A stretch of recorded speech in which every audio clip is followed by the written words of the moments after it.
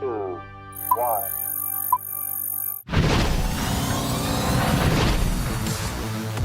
We are up in the bird's nest here at Oriole Park at Camden Yards. I'm Brendan Mortensen alongside Annie Claff. The time is nearly here.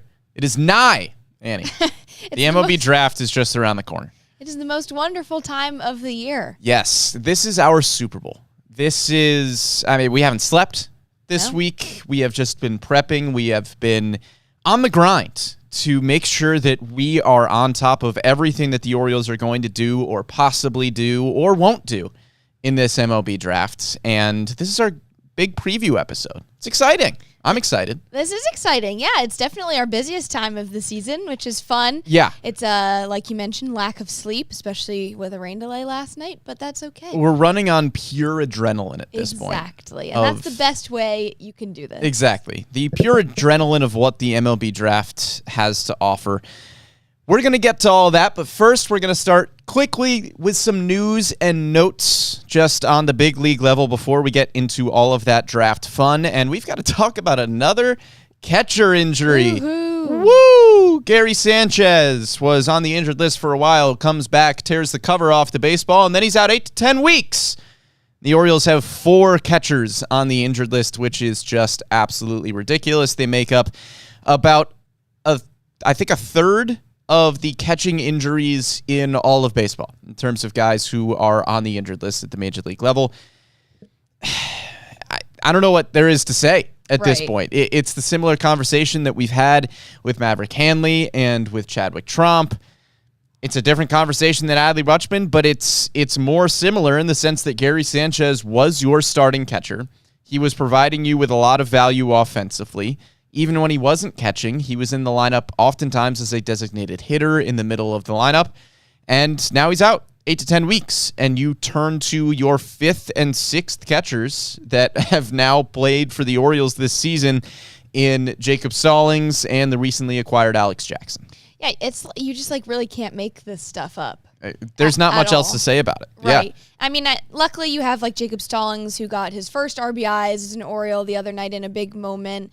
So it seems as if obviously he's a veteran, so he knows what he's doing, but it seems as if he's settling into this new clubhouse Alex Jackson as well, too. So it's just you really cannot make up. For the 2025 season, there are a number of storylines that you would never have expected, and I think that the amount of catchers on the injured list right now is definitely one of them. Yeah, we've talked at length about how unlucky the Orioles have been on the injury front. I don't think anybody could have pictured having 4 catchers on the injured list. And Gary Sanchez out 8 to 10 weeks as well.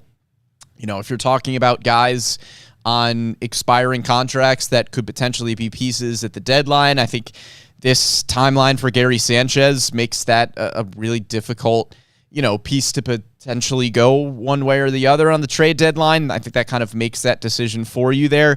As you mentioned, Jacob Stallings is a really good veteran catcher to have in the clubhouse. He's been in the league for 10 years. Tony Mansolino basically said, if there was one guy that you wanted to fill in and just be ready to go at a moment's notice, Jacob Stallings is probably close to the top of that list. And he noted with Alex Jackson, too, who was a former 6th overall pick back in 2014, that he's spent a lot of time with the Rays organization, the Yankees organization, the Braves organization, that Mansolino basically said those are all forward-thinking orgs. They're pretty analytically driven. They are similar model-based organizations to the Orioles. So being in a lot of just smart, good organizations is helpful when you are now thrown into a new situation where you've got to learn a lot on the fly. But there's not going to be an ideal situation when you have 4 catchers on the injured list. You've just kind of got to weather the storm and wait for Adley Rutschman and Maverick Hanley and Chadwick Tromp to get back here at some point soon, because it's not going to be some point soon for Gary Sanchez. And the on-the-fly mentality isn't just for these catchers. It's what it's been the entire season for Tony Mansolino and Brandon Hyde at earlier parts of the season as well, with all those injuries right off the bat. No pun intended. But,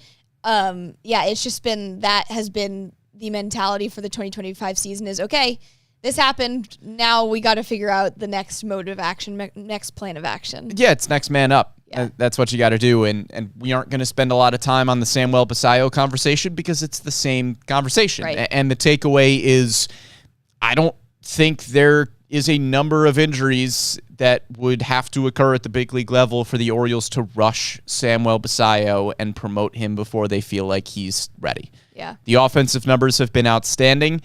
There are more to promotions than just offensive numbers. Catcher position is a really hard place to play. He hasn't caught a ton of games in AAA Norfolk. You're still waiting for the defense to come along. He's developing at first base. He's developing behind the plate. There are a lot more things that go into promoting a 20-year-old than just how many home runs he can hit. The Orioles are really pushing that theory of how many injuries have to happen before he gets here, but they're not going to rush him, and that's the general takeaway. Yeah, and you just hope that there are no more other ones so that they have to. Yeah, they are really pushing that theory right? of how many injuries would have to happen for Samuel Basallo to get promoted. They are pushing that envelope. It's like the commercial where it's like, how many licks does it get to take to get to the center there it of a is. Tootsie Pop? Yep, yeah, that one. That's it's the like one. that. Yeah, it's the same So thing. we'll see. Yeah, we'll see. I think for Samuel Basallo, still assume that we are going to see him at some point this season. It's probably going to be later this season, potentially after the trade deadline. Who knows? But the Orioles are going to operate on his timeline and not anybody else's. Yeah. All right. I think that's all the big leagues we're going to talk, because the MLB draft is on Sunday. First 2 rounds? 3 on Sunday. First few rounds, and then day 2 on Monday. And the Orioles have 3 picks in the top 31, which is a massive, massive opportunity for an influx of talent into this farm system that was the best in baseball, one of the best in recent memory a few years ago. But with the nature of farm systems, you have guys graduate. They are now in the big leagues. You have traded away a lot of those pieces to try to acquire talent at trade deadlines because you've been buyers.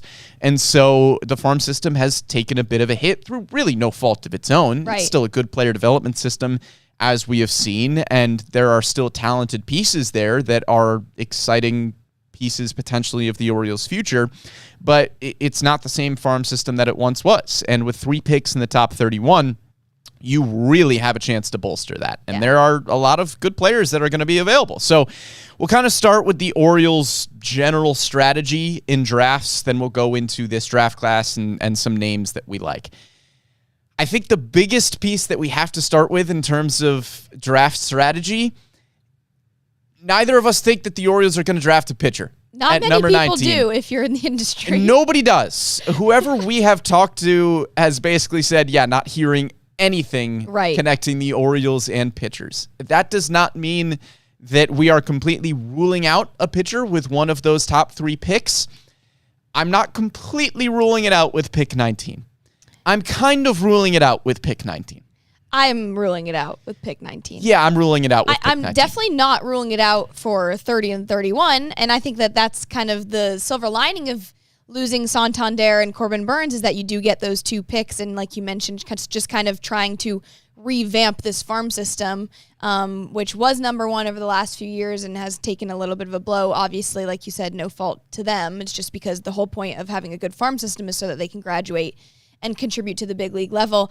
But I think that with 3 picks before the second round even begins, there is a lot more opportunity to maybe go and get a college pitcher or a high school pitcher for that matter as well.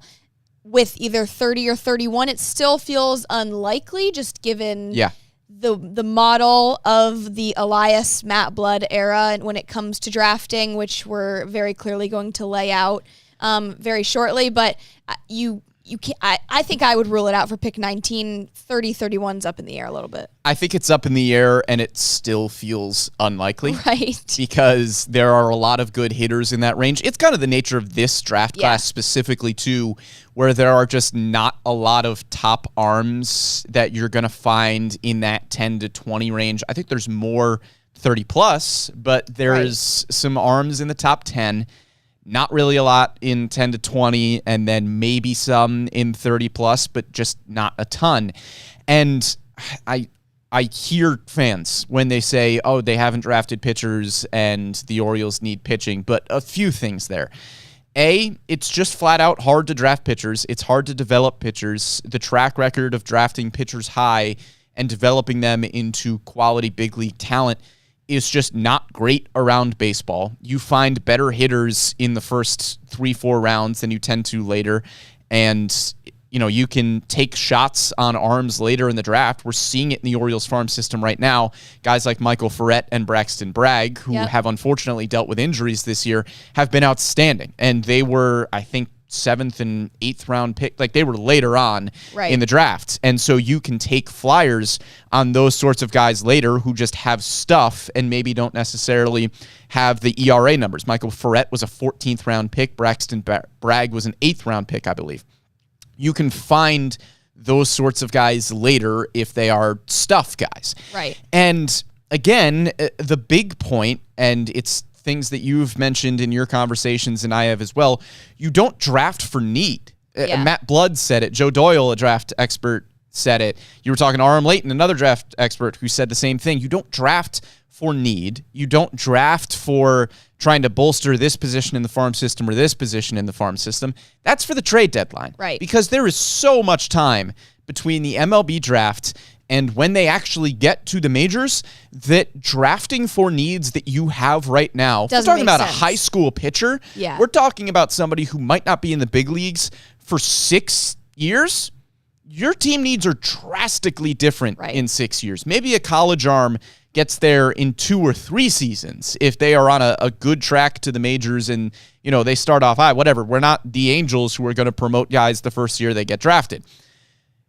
It takes a while. And so drafting for need that you have at the big league level, it just doesn't make sense. Right. And you can say, okay, you can kind of look at it as, yes, you draft for need in the sense you're bolstering the farm system to the point where you could potentially use these draft picks in the future for current needs. Right. Example was the Corbin Burns trade, where they tossed out a number of prospects and got Corbin Burns, which was the current need at that time. Trevor Rogers, the same thing. Exactly. So you're not necessarily drafting and going out of your model-driven realm, which we know the Orioles do very well with position players, college hitters, lefty bats. You're not going to go out of that and draft a pitcher because you need a pitcher in the big leagues right now. It just doesn't. It's not the exact method and strategy for Annie, I have a rant. Let's hear about it. We haven't had pitchers. a Brendan rant I know. in a I'm going to go on a rant, and this one is going to use audience participation. So you're going to participate along with me here on this rant. Here's my issue with a lot of folks that say that the Orioles have needed to draft pitchers in the first round. I'm even going to go as far to say in their top 40 picks. Let's go first round. Let's go competitive balance. There is always a theoretical pitcher that seems like a slam dunk, should have drafted this guy. I can't believe the Orioles didn't select this pitcher in the first round. The argument that I always hear is, well, why haven't they drafted a pitcher in the first round? They could use pitching right now. I'm sure there's guys they could have selected that would have been big league arms. Are there? Because I never hear any names when anybody says, hey, they should have drafted a first-round pitcher. So I went back, and I looked, and I said, hey, who are the guys that they could have drafted in the first round that are pitchers that they just totally missed on? And now, Annie, I want you to stop me. And guys that were available by the time they're So the way that I classified them are pitchers that the Orioles, quote-unquote, passed on, which means guys that were ranked higher on MLB Pipeline than the player that they ultimately selected and were available at the Orioles draft picks. I'm even going to throw in some exceptions to that rule. And Andy, I want you to stop me when there is a pitcher that I name that you would unequivocally say that guy should have been drafted over the selection that the Orioles made. 2019, I'm throwing out. I don't care. First 2 picks are Adley Rutschman and Gunnar Henderson. I don't want to hear any argument of a pitcher that they should have drafted over Adley Rutschman and Gunnar Henderson, who are perennial all-stars. Whatever. We'll start in 2020. That's where the Orioles selected Heston Kjerstad 2nd overall. There were a few pitchers on MLB Pipeline's draft rankings that were ranked higher than Heston Kjerstad, and I'm going to talk about some of their stats. Okay. Again, stop me if there's one that you say, man, I can't believe the Orioles didn't draft that guy. I'm listening. I'm intrigued. Asa Lacy last pitched in Double-A in 2022 and had Tommy John surgery. Emerson Hancock has a 5.10 ERA in the majors. Reed Detmers is a reliever. He's having a solid reliever season with a 3.79 ERA. He has a career ERA of 4.80. Max Meyer has some upside in Miami. He's got a 4.73 MLB ERA this year and a 5.29 in his career. Any of those guys that really jump out at you? The silence is deafening. Now, Garrett Crochet was in that class. Sure. He was the 18th ranked prospect on MLB Pipeline, and if we want to be revisionists, we can be revisionists. We can pretend like the Orioles were going to draft a guy with 13 college starts, second overall, who had a 4.64 ERA, and his stuff didn't really play up to the fastball and slider that we know Garrett Crochet to have at Tennessee until the abbreviated 2020 college season. Whatever. If you want to be revisionist, then we can say, why didn't Pete Crow Armstrong go first overall? He was the 20th ranked prospect. I'm not playing that game. I'm not playing it. Let's go to Colton Cowser's class. Okay, let's Stop me when there's a pitcher that you say, man, I can't believe the Orioles didn't draft that guy. Again, this is just guys who were ranked higher and were available at the Orioles pick. Kumar Rocker didn't sign, by the way, but he's got a 5.40 ERA in the majors. Ty Madden hasn't pitched in 2025 due to injury. He had a 4.30 ERA in the majors in 2024. Again, Andrew Painter in that class was ranked lower, high school arm. He had Tommy John in the minors. Anybody really jump out at you there? No. Great. Enrique Bradfield, that class. The only guy that really went around that range and it was available at the Orioles pick was Hurston Waldrop, who went 24th. He's got a 5.25 ERA in AAA right now. He really jump out at you? Nope. Great. So I've just listed all of the pitchers that the Orioles apparently passed on in the first round over the last bunch of seasons. Maybe there's guys in the Vance Honeycutt class. Okay. I think that's too early to evaluate. It's their first professional season. Who knows if a guy like Cam Caminiti, who's pitching well in high A, is really going to, I don't even think it's high A. I think it's single A for Cam Caminiti. Like, maybe that guy turns into something. I don't know. It's too early to evaluate. So those are the draft classes that I've evaluated. Is there any pitcher in the first round that you're going, man, I can't believe the Orioles didn't draft that guy? No. Great. Then what are we complaining about? Problem solved. What are we complaining about in the first round of Orioles drafts? I just think that a whole bunch of it right now is like, okay, you obviously can see the current needs and dispositions right now at the big league level, but the draft is not going to solve that.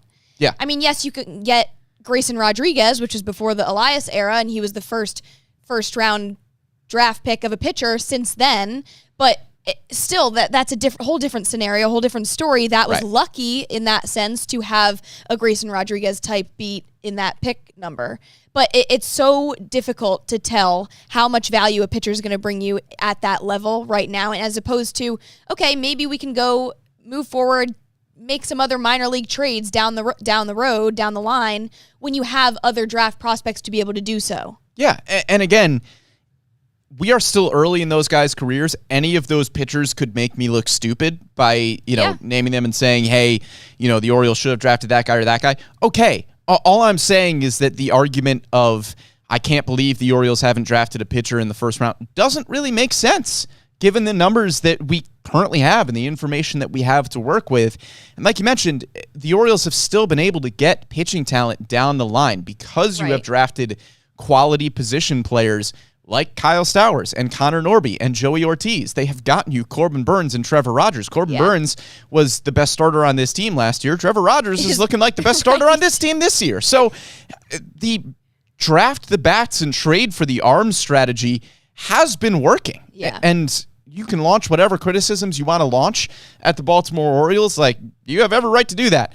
Launching them at their draft picks, especially early on in the draft, I don't know. I mean, maybe you can want more dart throws on pitchers once you get around, 3, 4, 5, whatever. Those are fair arguments. But if you're talking about the first 3 picks, which is what we're talking about here on this podcast, what are you arguing about with the history that they've had? I mean, it's 3 All-Stars that they have selected in 6 years. Yeah. In the first 2 rounds of draft. That's ridiculous. Right. And let's also not forget about the kind of opinions on Mike Elias and this front office in drafting since he took kind of charge of drafting these players is before this season, before the kind of mess of 2025 with lots of injuries and underperformance. Everyone really liked Elias's drafting. It's the best drafting team in baseball, really, you can say, really since skillful. Mike Elias took over. And everyone knows that the Orioles is a model-driven team. Why are you going to go against the model of what's worked and against what Elias's foundation has started here since 2019? Why are you going to go against that? Which is also why we're saying, okay, draft the bat like it's worked. If it's not broken, don't fix it. Right. And then trade for the arm. Yeah, it's it's so clearly not broke that I don't understand why people want to make it seem broke. I understand the only reason they do that, though, is just because of the underperformance and the injuries at the big league level right now. And that's why, I mean, you can say and make any kind of criticisms and arguments you want for the offseason in getting pitchers, but you would never have been able to predict that Grayson Rodriguez, Zach Eflin would have been injured and Eflin been having the season that he's having right now. Right. Kyle Bradish last year, Albert Suarez, Cade Povich, literally you would never have been able to predict that. All guys who would have been contributors to the starting rotation this year. And you never know, if the Orioles had selected Emerson Hancock, who knows how that development goes and what he's doing in the big leagues right now. That guy has upside. Max Meyer in Miami, another name that I mentioned, certainly has upside, and maybe those are arms you would want in the organization as a potential future piece. But the Orioles have opted for drafting the bats, trading for the pitchers, and I think the argument that has worked out pretty well is hard to push back on. And you've gotten value much earlier than you would get from those guys. Right. Like Colton Cowser, Adley Rutschman, Gunnar Henderson provide a lot more value. Dylan Beavers is also going to be a guy who's going to provide a lot more value in the big league level, just given how promising his minor league season is right now, a lot sooner than some of those pitchers that you mentioned who still haven't even brought value. Yeah, and they've all got upside, and they could turn into good pitchers down the line, but you have good position players right now that are helping you win baseball games. So, I don't know.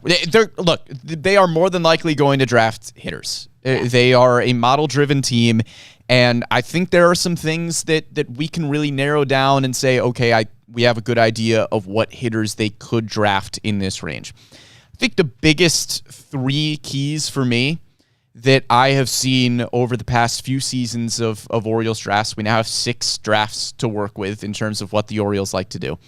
The number one trait for me that jumps out with Orioles high draft picks is loud exit velocities. Yeah. And you might be thinking Enrique Bradfield Jr. doesn't really fit that mold. Go back and read his scouting reports on MLB Pipeline and Baseball America, both of which say that he has sneaky pop and had sneaky exit velocities I was actually reading at that Vanderbilt. this I morning. know he didn't hit a lot of home runs at Vanderbilt, but the exit velocities were still good.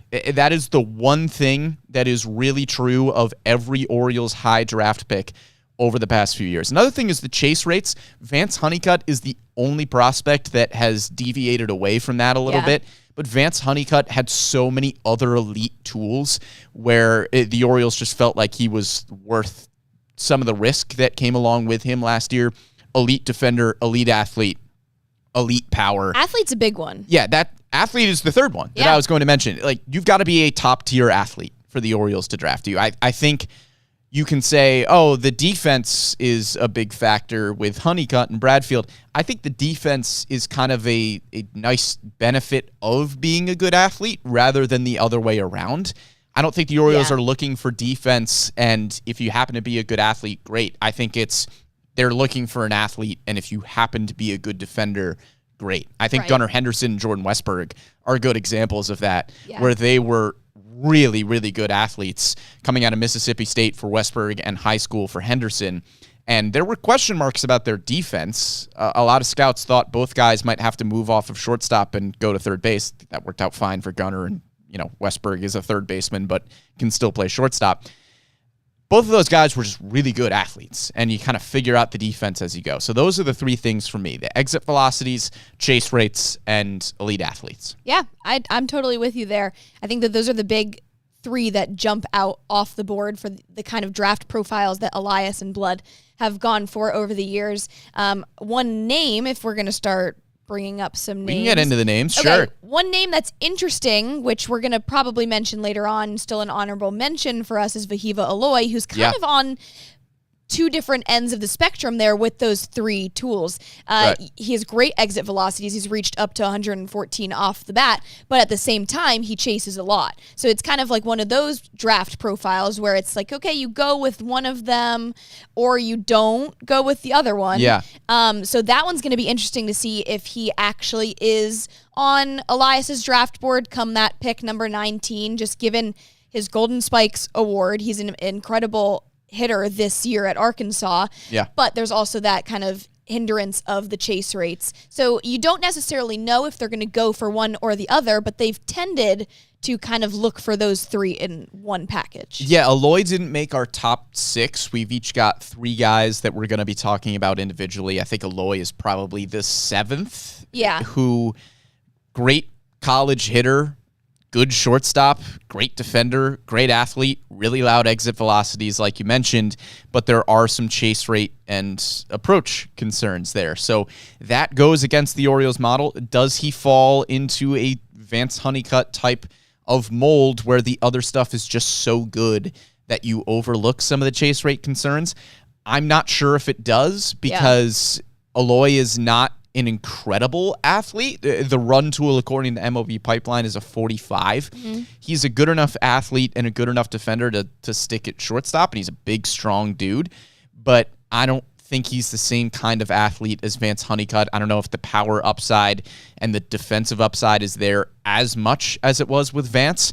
So who knows if that really outweighs some of the chase rate model concerns that he has, but he tears the cover off the ball. Right. He's another guy where if you're looking at loud exit velocities, that's somebody who could be at the top of your list. But before we get into our top 6, let's kind of look at the overall draft class, because Aloy is really one of the few college hitters that might be available to the Orioles at pick 19. That's a way that they've really liked to go. Obviously, over their last bunch of first-round draft picks, you're looking at most of them as college hitters, with the exception of Jackson Holliday. And I think there's 3 guys there, 3 guys that we are going to talk about. Aloy, who we already did, Jace Lavlet, outfielder from Texas A&M, and Gavin Keelin, the infielder from Tennessee. I think those are all options because they are good college hitters, and the Orioles like to go with good college hitters, but it's not a college hitter-heavy class. It's really a high school shortstop heavy class. And maybe some of those guys will fall a little bit.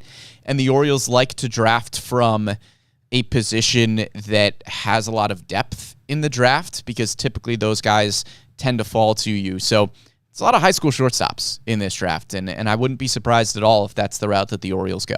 Right, and that kind of means, well, I said kind of twice, but that kind of means 2 different things for the Orioles, where it could be good with the fact of, okay, it's very high school hitter heavy for shortstops at the top of the list. There's a few pitchers that are like in the very up top, but it could be good for the Orioles in that sense, because that leaves a lot of the really good elite college hitters for pick 19 to fall. But it also could mean that with 3 picks in the first 31, that the Orioles could do a little bit of both, where they have a lot of depth in the high school hitter class, where there's some really good guys like Xavier Nyans, Cunningham, who could be available by pick 19, 30, 31, where you could do a little bit of both, get a college hitter at number 19 if you want to get some of the best elite college hitters right there when they fall a little bit, or get one of the better high school hitters that are available come pick 19 and then go for college for 30, 31. So I think we could see a little bit of both.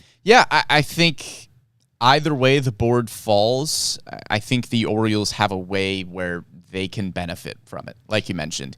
Either the high school shortstops push some of those college hitters down the board, or because there are so many high school shortstops that are ranked pretty highly, at least as the industry sees it, not every team at the top of the draft is going to select a high school shortstop. And so there might be guys that are considered top 10, top 12 prospects that end up falling to number 19 just because other teams are going to go in different directions if a high school guy doesn't really fit what they want to do. So I think either way it goes, it could certainly benefit Baltimore there. Right, and I think you could also argue too with how many high school shortstops there are, where it could be good just given the fact that the Orioles have drafted 4 outfielders in the last 5 first rounds. Yeah. Where yes, okay, now you could bolster the infield a little bit for your farm system, but at the same time, you could also stick to the same model and go for more outfielders when in those 4 out of the 5 in the last 5 first rounds haven't necessarily been able to prove themselves yet or been really elite guys in the minor leagues right now, except for Colton Cowser, who's obviously a big league contributor, where you could continue to try and make that plan work, where you have Enrique, you have Vance Honeycutt, who still have to prove themselves a little bit and keep going for them as well. A lot of factors. There are lots of different points of calculus for this Orioles front office to make with their first 3 picks. We're going to focus in on pick number 19 and talk about our top 6 guys that we think the Orioles could select. We each have 3 here along with some honorable mentions. I'm going to start, and I'm going to start with a guy who has been mocked to the Orioles a whole bunch, and he is my personal leader in the clubhouse, and that is Jace Lavlet. I know it's another outfielder, center fielder from Texas A&M, Lavlet. This is somebody whose name you might have heard because coming into his junior season, he was viewed as a potential number 1 overall pick in the draft. His sophomore year at Texas A&M was unbelievable. He hit 300 with 29 homers and OPS close to 1,200. His junior year was not as good. The batting average drops by about 50 points, but he still did a lot of things well. The on-base percentage was good. The walk rate and the strikeout rate improved a little bit, and he fits the Orioles model to a T. This is a huge athlete. He's 6'6" and is still athletic enough to play center field, and he destroys the baseball. He's got a 65 grade on his power according to MLB Pipeline. It's up to a 70 on Baseball America. He didn't hit as many home runs this year, but again, his sophomore year, he hit 29 dingers. The dude can pound the baseball. And he doesn't chase, which the Orioles love. He has some of the best chase rates of any college hitter. And talking with Joe Doyle about Lavlet, Joe kind of said, the baseball card doesn't look as good for his junior season, but he still did a lot of things well. It wasn't the season that he wanted at Texas A&M in terms of the power numbers, and he did work his way probably out of that top 10. But, man, you just dream on the athlete, and you dream on the power potential there. This is somebody who could potentially profile as a 30-plus homer guy at the big league level and give you a solid defensive center field, even if he goes over to a corner outfield. You're talking about a Colton Cowser situation where it's a great athlete who is a decent, good center fielder, and then all of a sudden a really, really good corner outfielder. So Jace Lavlet is probably my leader in the clubhouse just because of the swing decisions of the power profile, and the athlete. Those are the 3 things that the Orioles really like to look at, and he checks all of those boxes. Right. He definitely fits the mold for an Orioles first-round draft pick. You look at Enrique Bradfield Jr.'s draft class and his draft profile where the tools were eye-popping, like the 70-grade run, 80-grade field. You don't necessarily get a lot of those 70, 80 grades in this year's draft class. I feel like they're pretty well-rounded players. Jace Lavlet, though, is one of those guys where he does have an eye-popping tool, the 65-grade power, like you mentioned, which is why I really like him, too, because also when you had conversations with Matt Blood last year leading up to the draft, he said, okay, you can look at one guy's tools, and if it's really, really good, you can't necessarily miss out on that opportunity. And I think Jace is like that. You can look at his 45 grade hit tool and say, okay, there's some hit concerns, but it's nothing the Orioles haven't dealt with before. And there's also been contact ability improvements from Jace in this last 2025 season. So he is looking really, really good for this pick number 19 option. And that hit tool even feels a little bit low to me. We're talking about a guy with a 285 batting average in college and a 432 on base percentage. Those are really good numbers. Right. 45 on the hit tool, especially with the chase rate, feels a little low to me. And I think when you also go for the Orioles' identity and mold, it's a lot of mashers from the left side of the plate, which we know that the Orioles like to go for. And I think in our 6 players that we're looking at right now, 5 of them are lefty bats. So, it just makes sense that we're looking at Jace Lavlet. You got to use history. That's what we have to go on. We have 6 drafts to go on at this point, and it would be silly to not look at a huge, powerful left-handed bat in college who can tear the cover off the ball, is a good athlete, plays a position of value. Too many things line up there. And we know that they like big frames, too, and physicality is huge for them, and that goes kind of hand in hand with the power and the athleticism. So I am with you there that he is the leader in the clubhouse for me. All right, Annie, who you got? Okay, the next one, I'm going to dip into the high school pool a little bit. But first off, we're going to go with Xavier Nyans, another lefty bat, of course.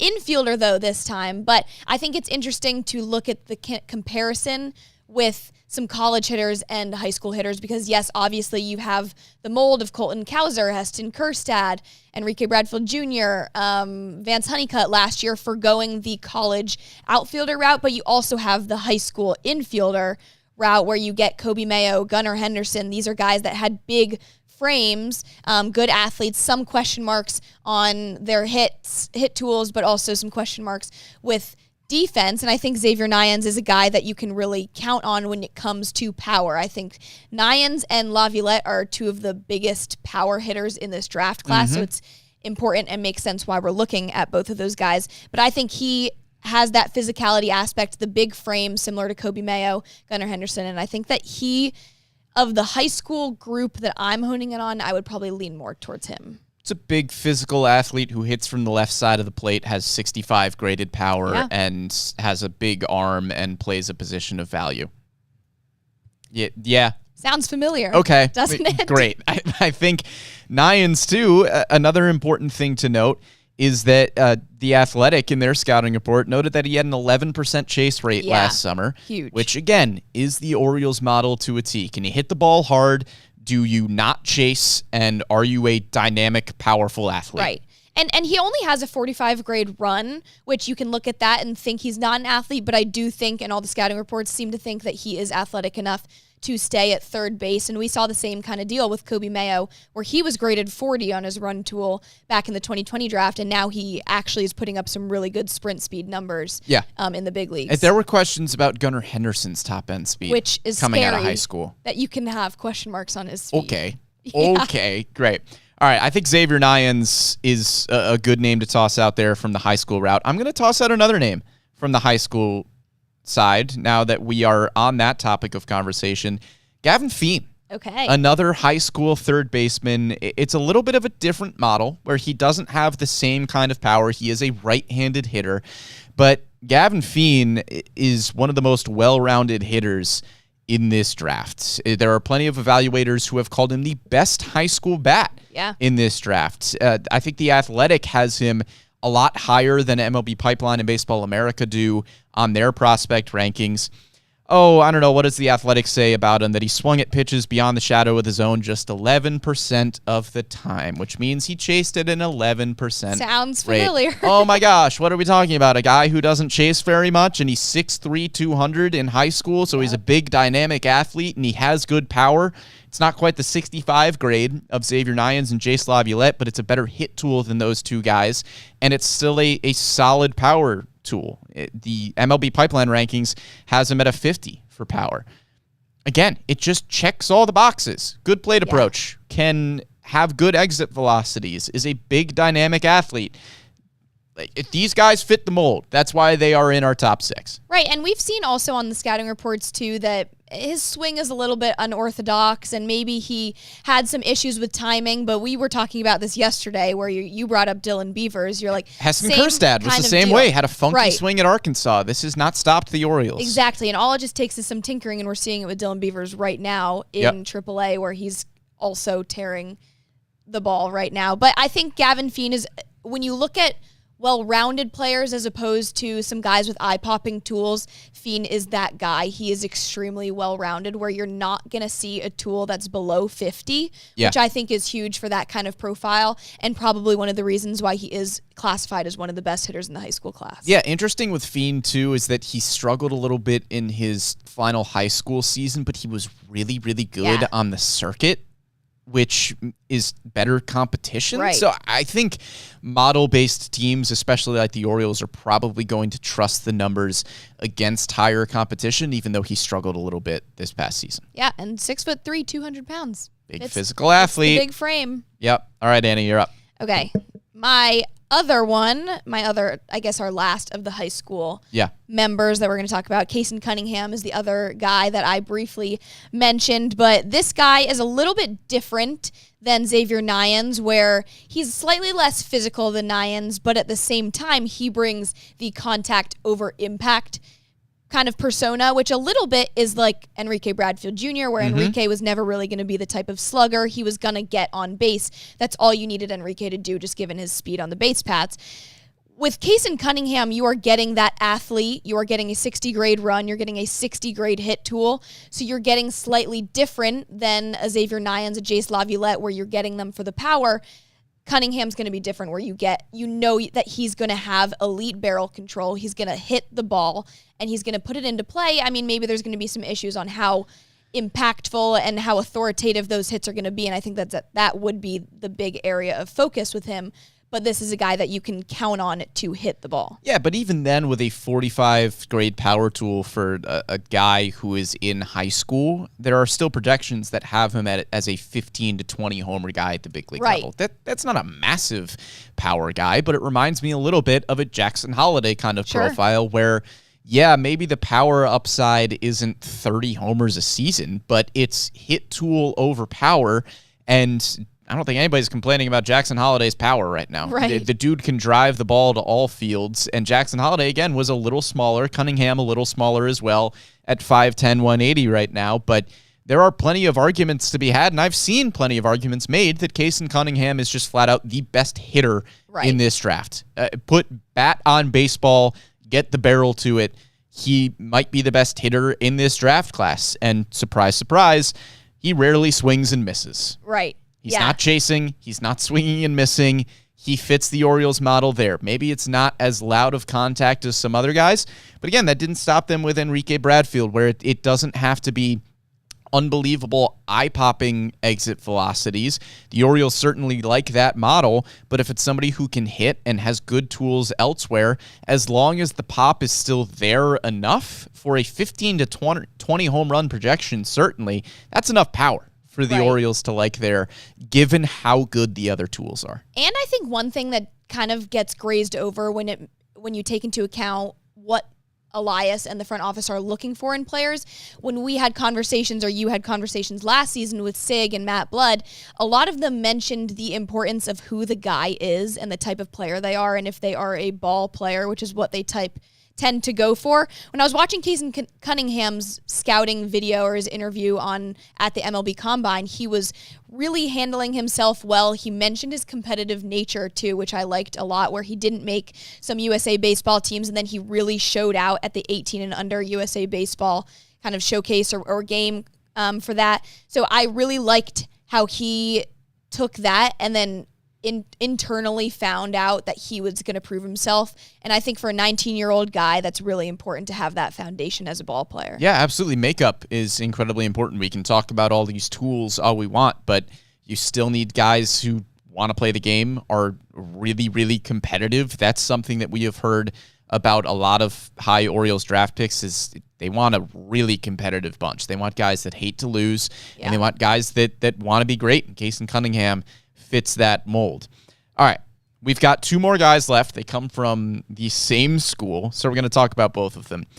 My guy here, I think, is a possibility for the Orioles at number 19. I would view him more strongly as a possibility for number 30. I know we're talking about 19 here, but I think he best profiles as maybe that pick at 30 or 31, but it's somebody that I really, really like.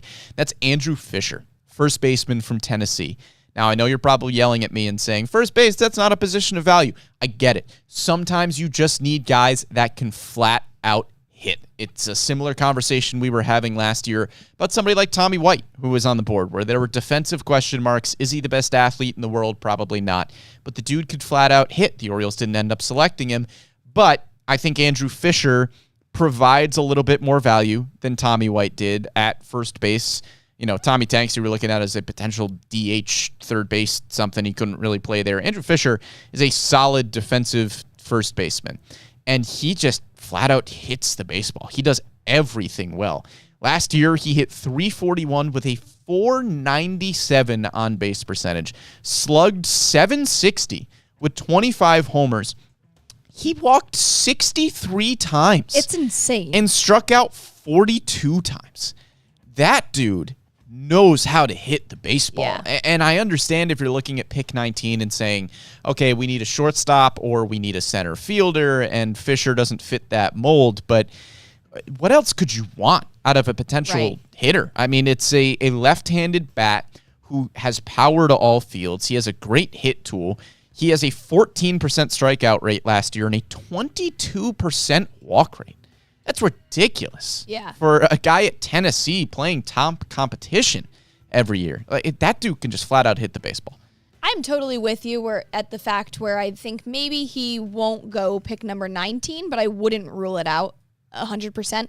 But I think that 30, 31 would be somewhere that the Orioles could pick Andrew Fischer if he's still available. Yeah.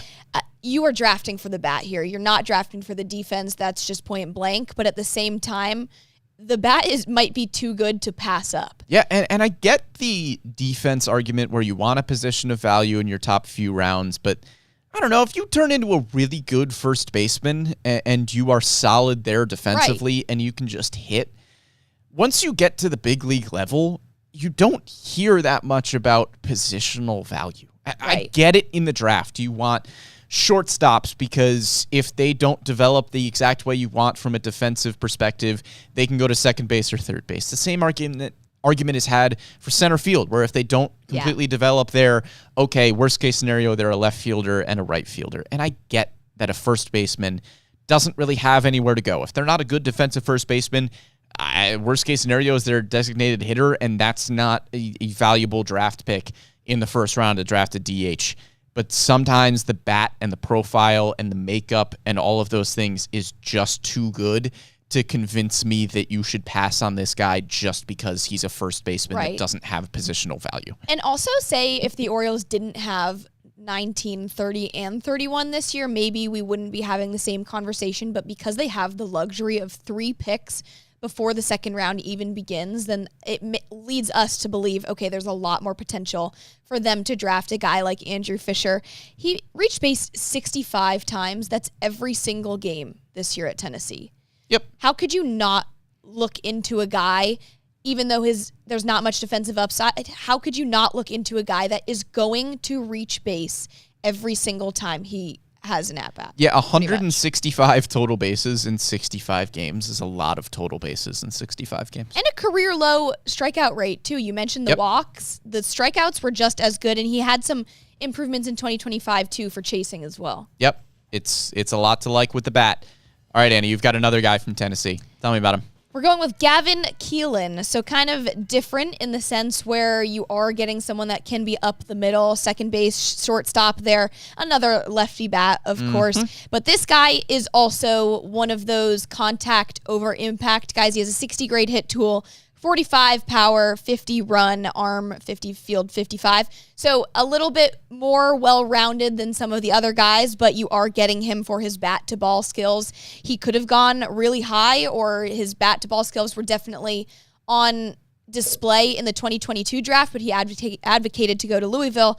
Obviously, he transferred from there, but he did bring some more power at Tennessee comparatively to Louisville, so you do see some upside there for that power tool. But I think that when you look at a guy who's going to make contact, this is one of those guys that gets thrown into that conversation along with Cunningham. Yeah, it's one of those just really good college hitters that is a little bit approach and makeup over the tools themselves. Right. It's not, eye-popping tools that are really going to make a team. It's hard to say for a team like the Orioles because maybe the model doesn't love Gavin Keelin, but I think you could see a lot of his approach things in the model as well. Struck out just 11% of the time this year. His whiff rate on pitches in the zone was just 10%, according to The Athletic. He still hit for power, too. This year, you saw the exit velocities continue to tick up. Over 110 mile an hour top exit velocity this year. So that gives you reason to believe that the exit velocity on average is going to tick up, even though he hasn't hit a ton of homers in his career. There are a lot of things to like about Gavin Keelin and his potential upside that make you think that he is somebody you can dream on as, maybe the tools aren't popping off in the, grades right now with that 45 power, but 110 max exit velocity If he can do that a little bit more consistently, we're talking about a 50-55 power for that tool at least. And it's 15 homers. It's still a good amount of homers in Tennessee. Yeah, and there's a few like question marks when it comes to being a little bit overly trigger happy, especially on breaking balls. But at the same time, we saw that with a Vance Honeycutt type of player. So I think that the Orioles would probably put Andrew Fischer ahead of Gavin Keelin, but I wouldn't rule out Gavin Keelin. See, I'd go vice versa. You think just because of like positional value? I think the positional value, yeah. Gavin Keelin, a shortstop who's probably going to end up at second base in pro ball. That's true. I think if you're looking at those two, Andrew Fischer certainly has more power. Gavin Keelin, I think you can, again, dream on that 110-mile-an-hour exit velocity and think that power is going to come along a little bit more. And if you end up with a second baseman that gives you 20-plus home runs, hits for good average, plays good defense, it's a really good player. And yes, I understand that the Orioles have Jackson Holliday. You draft good players and figure it out. It's going to be like years down the road. Not going over this again. A few years. All right. Those are our top 6. We've got some honorable mentions as well. We talked about Vahid Aloy. Daniel Pierce is a high school shortstop who falls into the category of somebody who could just fall down draft boards. He's MLB Pipeline's 13th ranked prospect. He's a bit lower in other places, but does a lot of things well. Good athlete, good arm. He's going to be a good defensive shortstop. You just wonder how the bat is going to come along as he continues to progress. But I think he is somebody who could potentially fall down the board and be enticing.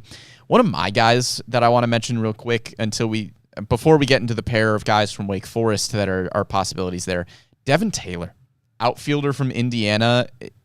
He falls into the same category as for me as Andrew Fischer, who's just a dude who can flat out hit the baseball. His stats at Indiana this year, a 374 batting average with a 494 on-base percentage, slugged 706. That's a 1,200 OPS, 18 homers, 52 walks, and 30 strikeouts. He doesn't strike out. He walks. He hits for average. He hits for power. Not a lot of defensive upside. He's not a great athlete. He's got a 45 run tool, 45 arm, 45 in the field. I think the Orioles are probably going to shy away from him because of those things. But, man, it's just somebody that I look at and go, that dude knows how to hit the baseball. And it's somebody that you have a lot of confidence in if he ends up being your pick just in his progression throughout the minor leagues. I know it's not a lot of defensive value, but if you're looking at picks 30 and 31 and a guy like that is on the board who hit that well in college, man, that's just a really good ball player. Yeah, I literally have on my notes, would be drafting for the bat kind of like Andrew Fischer. So exactly what you said there, but he controls the strike zone really well, good bat speed and strength for this kind of hitter. One thing to note as well, 52 walks to only 30 Ks. So that is huge, kind of similar to Andrew Fischer, like you mentioned. But I do think, like you said, that there are at least the 6 players that we talked about before would more than likely be a little bit more attractive to the Orioles, just given holistic approach where you get a guy that is an elite defender, an elite athlete. Yeah, Devin Taylor doesn't fit the athlete archetype, and I get that. It's just I like him. I know. Dude can hit. Yeah.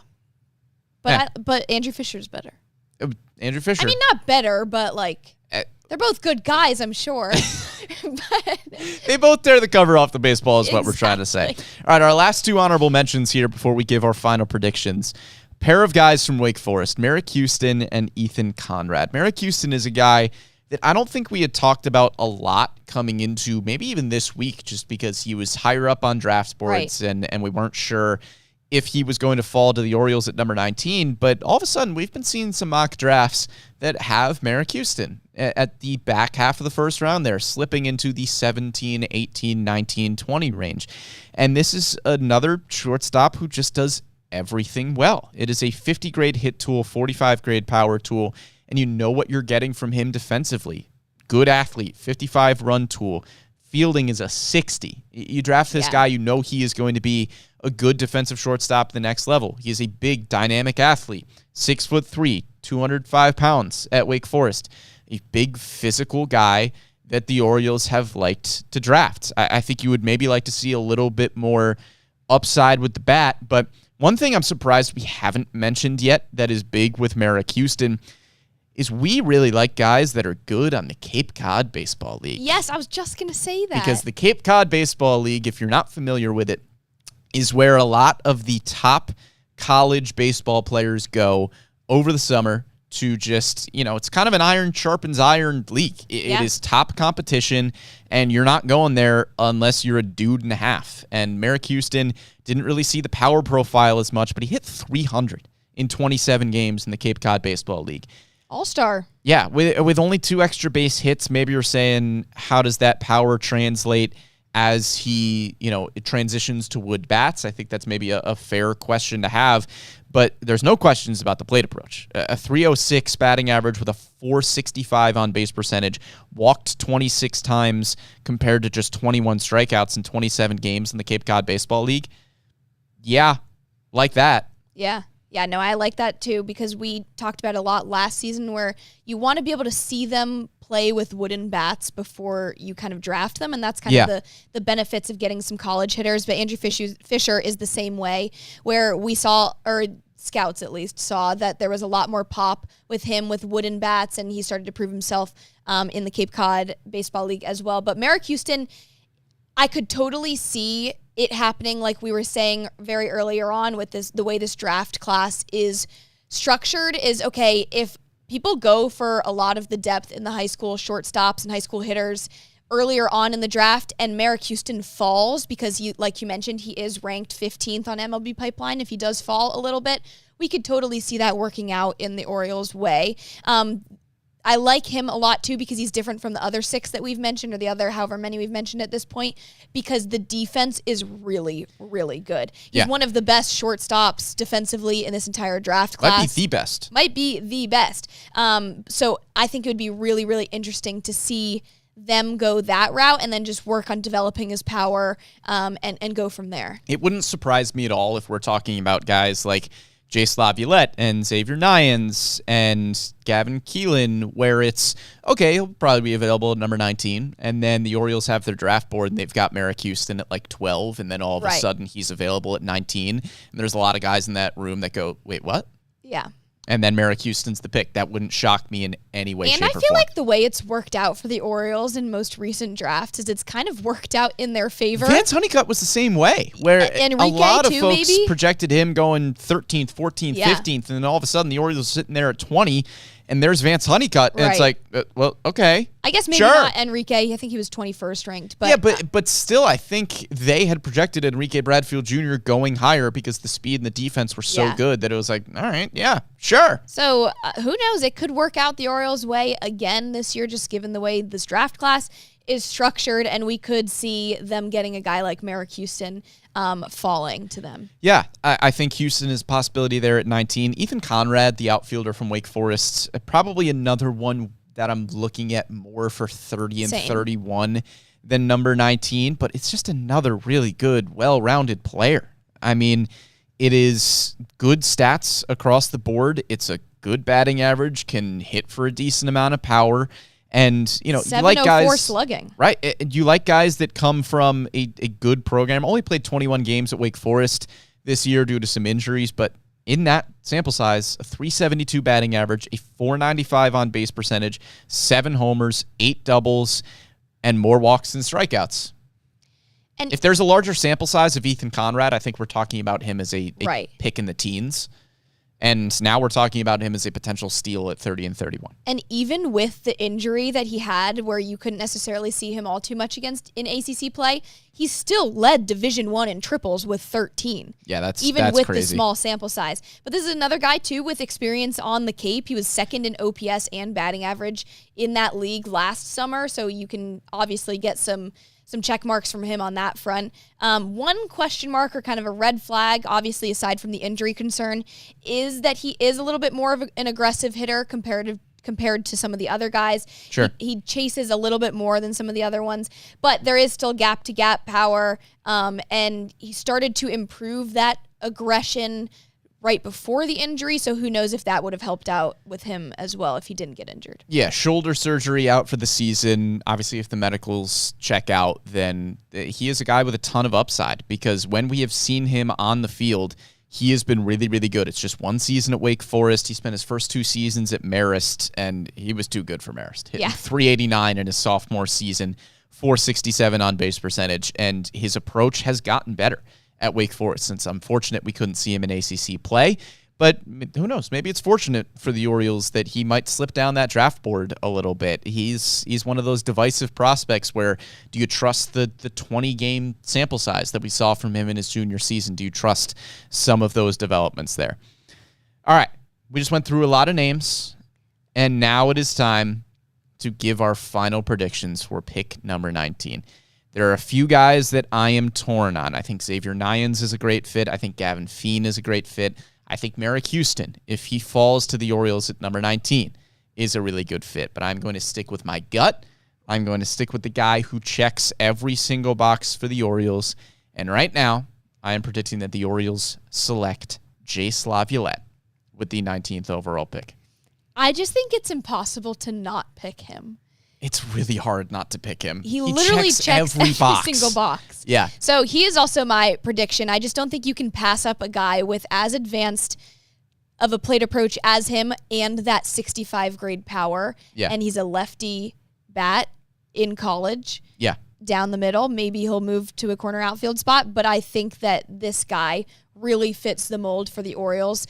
And regardless of the fact that they've drafted a number of outfielders and college outfielders in the last 5 or 4 years, I really think that they could go that way again. It's hard not to pick Jace Lavlet. If I've got to rank a top 3, I think I would go Lavlet number 1, Xavier Nyans number 2.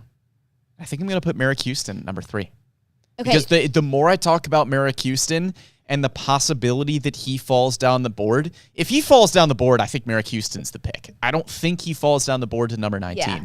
But I could see Lavlet and Houston on the board, and I think they could go Houston. That wouldn't shock me at all. So I think those are my top 3. I think I'm the same way. Oh, when we were talking about Merrick parody Houston, on this podcast. Because like you mentioned, we haven't really talked about him all that much leading up to right now, but just us going through the motions of conversing. Because nobody thought he would be here. Right. And who knows if he is? Merrick Houston could go 12th, and then we're after this, I'm going to look at some more mock drafts and see where he's starting to fall. But I think I totally agree with Jace, and then I would pick Xavier Nyans over Cunningham just for the physicality, the big frame, similar to Kobe Mayo, Gunnar Henderson type. And then I would do Merrick Houston. If not that, then maybe Gavin Fiend. Yeah, I think.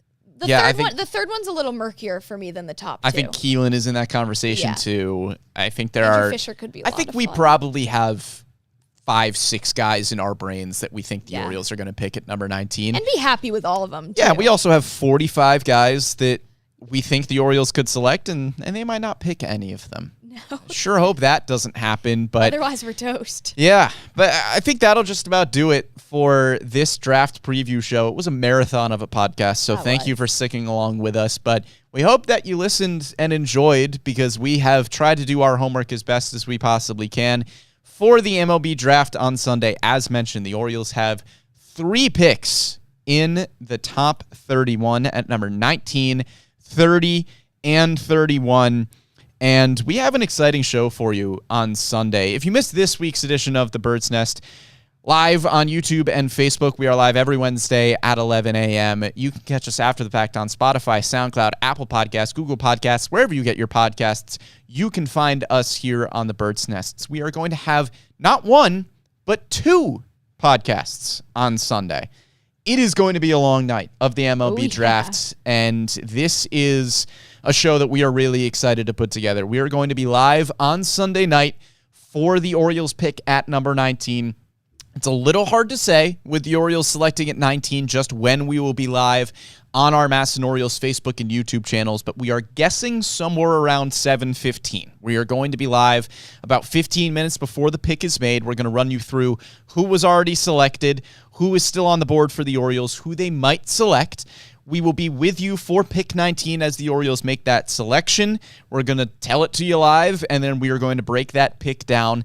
And then, because the Orioles pick at number 30 and 31, and we wanted to bring you that coverage as well, we are going to go live here on the Bird's Nest from about picks, 22 to 28, which is probably going to be half hour, 45 minutes. We will watch the draft with you. We are going to talk more about that Orioles pick at number 19. We have done our homework on a lot of those prospects that could go around that range.